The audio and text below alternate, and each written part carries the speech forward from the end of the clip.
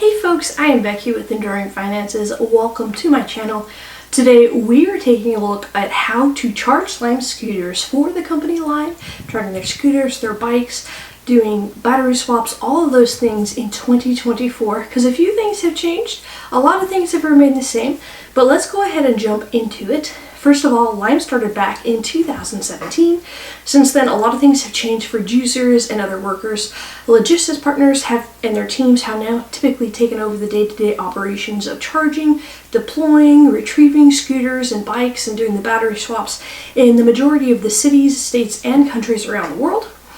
Typically, they're going to operate as small businesses with either contract employees or traditional employees, which are your typical 9-to-5 paid employees, common law employees. That means that if you want to charge scooters for Lime in 2024, you're going to either need to become a logistics partner yourself, or you're going to need to work for one. And this post specifically is to focus on working underneath a logistics partner, just doing the basic tasks, not actually becoming a logistics partner. I've already made a video breaking down how to become a logistics partner. I will link to it down below, and feel free to check that out. Let's get into the basics of it. Baseline is working for Lime is a pretty easy and lucrative way to make money, either as a part-time job or working full-time for some people that I do know.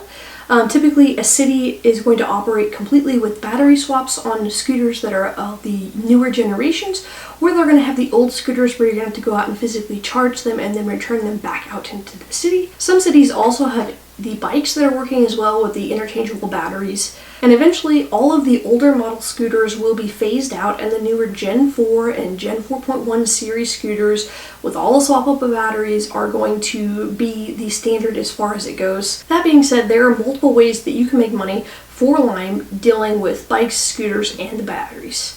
So there are 5 different ways that you can make money working for Lime. The first one is going to be doing battery swap tasks, and this is swapping rechargeable batteries without having to move the scooters or the bikes physically. Then you have charge tasks, which is going to be done with the older model scooters, not on any of the bikes. And this is going to happen where you go and physically pick up the scooter from the various random locations throughout the city. You're going to charge the batteries, typically at your home, in a garage, or at a designated warehouse.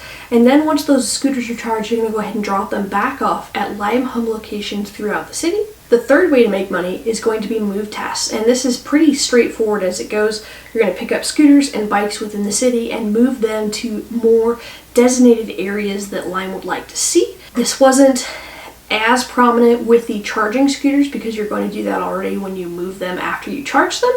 But it more is focused on scooters on areas that have the swappable batteries, because those are not getting moved as the batteries are getting swapped out. And this can also be referred to as rebalancing. You're rebalancing the city. The fourth way to make money through Lime is retrieving tasks. And this is where you're going out in the city and you're picking up scooters or bikes that maybe are damaged or broken, or they just need to be serviced. And you're going to take them back to the Lime base or the main Lime warehouse where a Lime employee is going to work on them and get them back out and then redeploy them. And speaking of deploying, that's going to be the fifth way that you can earn money, and that is by deploying scooters. You're going to pick them up from that same Lime base, the warehouse where the Lime workers do all their stuff. You're going to pick them up and then drop them back off at Lime hubs in the city for the public to use. So pretty straightforward there, 5 things there. But let's go ahead and jump into a little bit more nitty-gritty of each one of these tasks, starting with battery swap tasks. Now, when it comes to using the app, the battery swap tasks are going to be identified by the blue colored icons on the map. You're going to see a little scooter or a little bike icon, followed by the amount of money that you're going to get paid for doing that task. Battery swaps can pay anywhere from $2.50 a swap to $4.50 per scooter or bike. The average pay that I am seeing, I just did an analysis of all the pay in the United States, is about $3.10 for a single battery. And on average, it takes less than a minute to physically swap out the old battery for a new one. As far as move tasks go, they are identified by the green colors on the map. Move tasks typically have a 2 to 4 hour window for you to clean them in. Just make sure you verify that in the app. And move tasks can pay anywhere between $1 to $5 per scooter, or $2.50 to $6 per bike, and this is based off of 2024 rates. The average pay rate is about $3.25 per scooter and $4.35 per bike. Sometimes If a scooter or bike has been sitting in a location for too long, the move task can pay out for over $10, sometimes $20, depending on where it's placed and how fast they need it moved. Retrieve tasks are identified by the red colors on the map. They typically have a window of 5 or 12 hours to complete the task in, depending on where they're located at. And retrieve tasks can pay anywhere between $2 and $6 a scooter, or $2 to $7 per bike. And the average pay rate is around $4.10 per scooters and $4.65 per bike. As far as charging tasks, these are going to be on the older model scooters in only a few of the cities in the United States. They are identified by the brown colors on the map, and they typically operate with a 2 set window deadlines, a 10 a.m. to 7 p.m. That's your time frame to pick up the scooters, and the cutoff is usually going to be 7 hours before the next deadline. So if you pick up a scooter at 11 a.m., you would need to have it charged and dropped off by 7 p.m. But if you waited until noon to pick up the scooter, you could have it until 10 o'clock the next morning. And this is going to vary as well based off of your location. Some of them run on different hour systems, but that's just the general time frame that I've seen. Charge tasks can pay anywhere from $3.20 a scooter to $5.75 per scooter. That's just based on your location. The average pay rate is around $4.43 per scooter. And lastly, those deploy tasks are identified by the orange color on the map. There's going to be one set warehouse location in your area that is going to be orange, and those deploy tasks are typically going to have a 4-hour window. Some of them might have 12, and they can pay anywhere from $1 to $4.50 per scooter, or $2 to $5 per bike, and the average pay rate is around $2.28 per scooter and $3.15 per bike. I just did a overall analysis of the United States and the different pay rates for each city that it is working in. I'm going to put out a video on Thursday that breaks down all of that data for you and each city, so you can see how much the average task rate is in the city, if that is something that you want to start doing.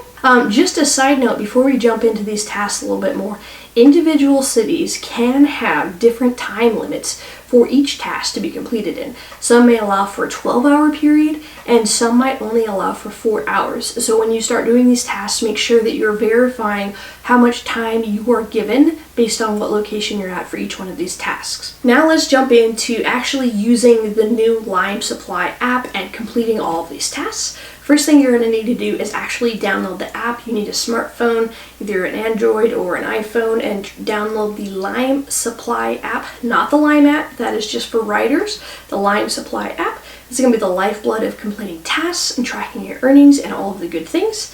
And I like the app because it allows you to filter between specific tasks that you want to do, and scooters and bikes, and it's incredibly beneficial if you only have a small amount of time to do just a couple of things, like you can swap batteries or just move one scooter and you're picking out a route. You can filter out anything that you want basically in there. Also in the app, you can check the status of the tasks that you're doing. You can see all the active tasks that are out there, any reserved tasks that you have, any tasks that are ongoing, and all the tasks that you've completed. And the nice thing about that is it's going to track your time frame. So if you have a 5-hour window to deploy a scooter, it's going to show you a running clock of each scooter and how long you have left in it, as well as the battery level of the scooter that you're charging overnight, so that you can check and see how much longer you need to wait before you redeploy them out into the city. And you can also review and track what payouts have been issued or have not been issued yet inside of that app. So the meat and potatoes of where Lime is moving, how to swap out the batteries on the scooters and the bikes. So the batteries are going to be typically stored in the local Lime base, that warehouse, that main warehouse we've been talking about.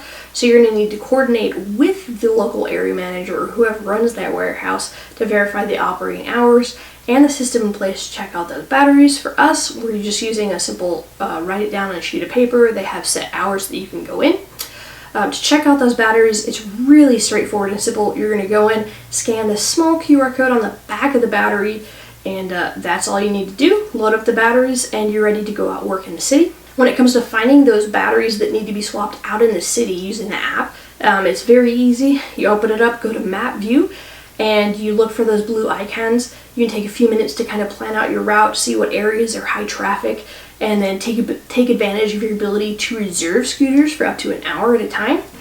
And to go ahead and start that process, you're going to go ahead and click on the icon of the scooter that you would like, and it's going to give you the specifics of where it is. To complete the battery task, you just need to scan the scooter or the bike's QR code, which is located on the handlebars or on the center of the bike.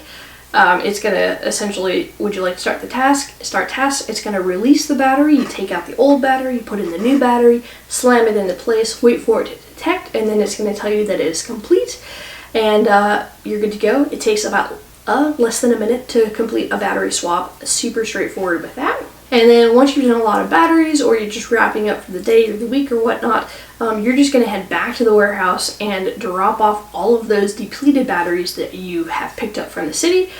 For us, you don't have to scan the code in, you just put on a table, mark off that you've turned them in, and then if you're going to take out any more scooters, you go through that process, scanning the QR code, loading back up, and just turning right around and doing the same thing. So it's pretty straightforward there. You just need to work out with your own warehouse what that looks like as far as the nitty-gritty of the basics. So how do you pick up scooters and bikes in the city? And this is to move them, to retrieve them, or to charge those scooters up. Again, you're going to use the app. Go to that map view. You're going to be looking for green icons for move tasks, red for retrieve, and brown for charging. Any of those are going to work in this regard. Plan out where you're going to go. And again, remember to take advantage of that reservation that you have for scooters up to an hour. Once you get to the scooter or scooters that you're going to use, just simply select the icon in the map. It's going to populate it up. You can hit reserve, or you can hit scan to collect. Then you're going to go ahead and scan that QR code. Again, it's on the handlebars of the scooters or the center of the bike just before the seat.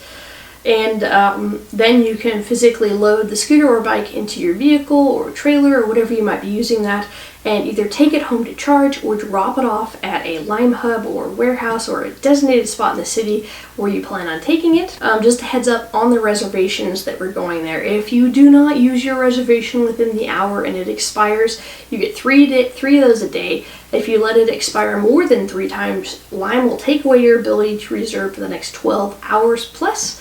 So that's just a little drop in there. Now let's jump into how you drop off Lime scooters and bikes. So say you're deploying scooters from the warehouse, you went and picked up brand new ones that need to be distributed, or you just moved a scooter and you're ready to place it, or you finished charging it and you need to place it. This is what you're going to do with that. Again, you're going to go back into the app. You're going to be in that map view, but you want to go to drop off at the very top of that. And it's going to show you the different locations where you can, identified by the black icons with scooter and bikes next to them with numbers of how many scooters or bikes can be set in that location. And that is all designated by an algorithm. And again, just with reserving scooters and bikes, you can reserve those drop spots for up to an hour at a time as well. So once you've selected the spot you want to drop off, you select it, reserve it, scan to deploy, and a dark circle is going to outline the area on the map where you need to fit all of those scooters or bikes into. Sometimes this can be really specific, sometimes it's kind of broad. Then once you physically unload all the vehicles and get them set up in that circle, you're just going to essentially go through, scan to deploy, and scan all of those QR codes of each one of those individual bikes and scooters, and then deploy, which is going to show you fit all the scooters and bikes into the camera area of your phone, scan to deploy, and it's going to take a picture and submit it to Lime, essentially saying that you've completed it, and then it's going to say that it's good to go, and the drop-off was a success, and you can go back to the map. And one of the tips and tricks with that is making sure that you have good lighting. None of the vehicles are blocking any traffic lanes or major sidewalks or crossroads, anything like that, and yeah. And then the outdated version, which is still lingering around, is how to actually charge those Lime scooters that are older models. So once you pick up the scooter, we've already talked about that, you're going to need to charge those batteries. It roughly takes between 4 to 6 hours to charge a scooter, depending on its battery life and the type of charger that you use. You're going to need to charge each scooter to at least 95% to get the full pay. If it drops down below that 95%, Lime is going to ding you a certain amount of pay versus how low the battery is. So what I typically do is charge them all the way to 100, and then by the time I drop them off, they're usually good to go. Some of the batteries do suck though, and you will get dinged for those. Even if you charge them to 100% and they drop down to like 94, you're still going to get dinged. That is a negative aspect of this. When it comes to your charging setup, I have tried to charge the scooters in the back of my truck. It was a hot mess. It wasn't efficient enough for me to get up there and maneuver all the scooters around to plug in, because the charge plug-in is at different locations on each one of the scooters. Some of the older models is up top. Some of the Christmas light, the red and green ones, are down at the bottom by the tire, and it can be really difficult to do that in a small confined space. So for me, I would unload all the scooters from the back of my truck, bring them into my home, set it up in a row, have chargers plugged into all of them and charge them overnight, and then load them back up the next morning. Speaking of chargers, if your logistics partner does not provide you with chargers, you're going to have to go out and purchase your own. I bought all of my chargers off of Facebook Marketplace for $5 a piece. You can buy new ones off of Amazon for less than $20. I will provide a link down below for where you can purchase those as well. The way that I did it with the chargers was I had 5 chargers, 1, 2, 3, 4, 5, set up on a piece of plywood, all plugged into a surge protector strip that was then plugged into an outlet. So I turned 5 into 1, and I never had any issues overloading my electrical circuit or causing my breaker to switch or anything like that. And I really just like that method. So again, moving on, how much money can you make charging Lime scooters? And this is going to largely depend on where you are located, because different cities have different pay rates, and different logistics partners can also have their own various pay rates. For example, off the data that I pulled, Seattle, Washington is paying about $4.50 a battery swap. Denver, Colorado is only paying $3.25 a swap. And Austin, Texas is paying around $3.50 a swap as well.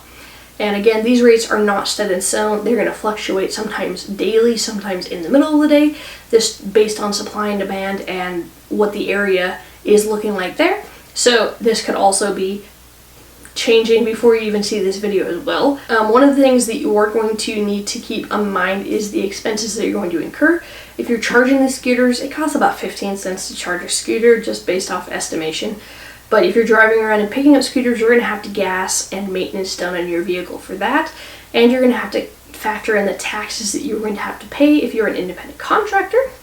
I did a little breakdown of what you could potentially earn if you picked up 10 scooters or bikes based on an average of 20 miles driven round trip, and your vehicle gets 15 miles per gallon and gas costs $3 a gallon. Now, these are a lot of factors that may or may not apply to you, so you can adjust these as you need to, but we can see just on a very basic level that if you're getting paid $4 per task, you can bring home just shy of $30 an hour.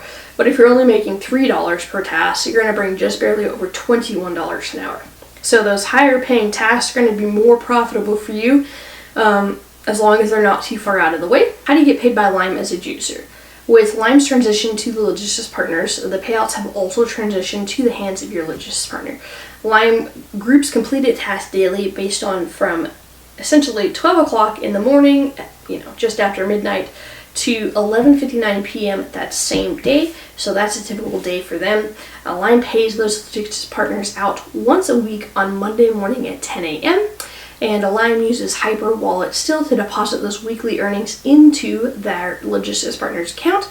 And then those logistics partners are going to be responsible for paying out their team, whether it's traditional employees or independent contractors, based on their own rates. Some of those might pay out weekly, some of them might pay out every 2 weeks. It really is just going to depend on each individual logistics partner and what their situation is set up.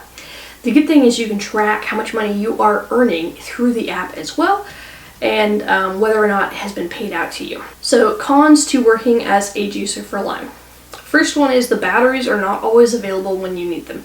There have been multiple times where I went in to get new batteries and they didn't have enough for me to take out to get a full load, which is really frustrating. If you say you reserve a scooter and you plan out a route and you're headed to it and it's a high paying one, Lime will literally unreserve your ability to charge that scooter or swap the battery or remove it if a regular customer out in the wild decides they want to use that scooter. And so you could be literally 2 minutes away from it and some you know, Joe Schmo is ready to take it a block down the street, they're going to scan it, take it, and you lose that ability to get it, which can be really frustrating if you're going out of your way to get a scooter that is a high payout. Another thing is the scooters and bikes are not always the easiest to find. People are pretty careless with them, downright cruel, throwing them off bridges, into the river, down the mountainside, literally up on top of buildings, roofs, all the things.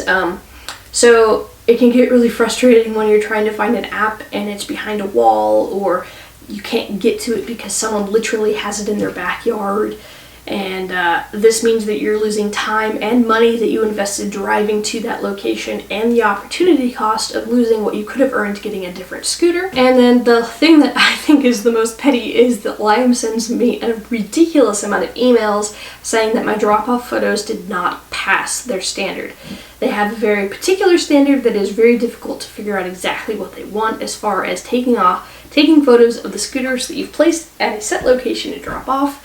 And they will ding you saying that you're too close, or you're too far away, or it's not the right angle. I really don't know how to make them happy. So I would say more than 60% of the time I am getting an email from them saying that my photo was crap. And it's really annoying because it's like I'm trying so hard. But yeah, those are the cons that I'm seeing right now, and it is a little bit oversaturated depending on what location you're in and how many people you are competing against, because all these logistics partners are now hiring people and they're making money off of those people, and so they're pulling in more people, and the more people that are working, the less likely it is that you'll get the task. So it really depends on your own market and what you're looking at. Right now, Boise is getting to that point. That's where I'm located, by the way. Some of their cities are not, some of them are doing great. With all of that being said, is working for Lime still worth it? And I would say yes, it is. You can go ahead and operate as an independent contractor, set your own hours, complete the tasks that you want to, look at one and go, I'm not pulling that out of the river, so nobody could pay me for that. It's really good if you just need something on the side to kind of add in a little bit of extra money. Not sure I would do it full time because that is risky and a lot of hustle to go into that. And even with the new Gen 4 scooters that are getting bigger and heavier, and the batteries that are getting bigger and heavier, I can't load as many into my truck as I could before. When we had the brand new baby scooters, I could get like 20 plus in my truck bed. Now I can get about 7, 8, or 9 in my truck bed. The batteries are super easy for me to store and like pull out of my truck and just do those swaps out. So in the past few months, I have worked just around 20 hours total and earned more than $600 doing that. On average, I'm earning about $24.45 an hour off of those hours that I've worked, and that is factoring those expenses but not my taxes.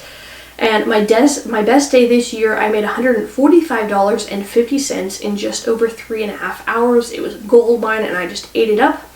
It really comes down to knowing, being nitpicky with the tasks that you're taking and going for the higher paying tasks and not the low ones, and making the right decisions for your own individual situation. That being said, how do you become a Lime charger or juicer? Well, first things first, you're going to need to download that Lime Supply app. You're going to need to go to Lime's website, and you're going to need to sign up as either a potential logistics partner, or when you're going through that process, say that you are okay for them to have a logistics partner reach out to you, or you can find a logistics partner at the local warehouse or in the city and ask to work with them.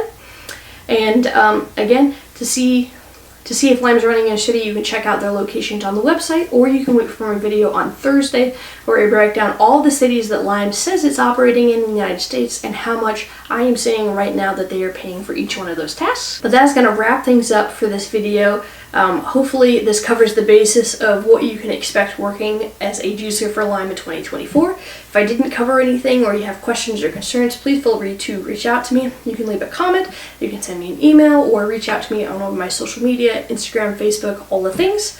And I will see you in my next video where we talk about the pay rates for each one of those cities that you might want to work in. So, toodles!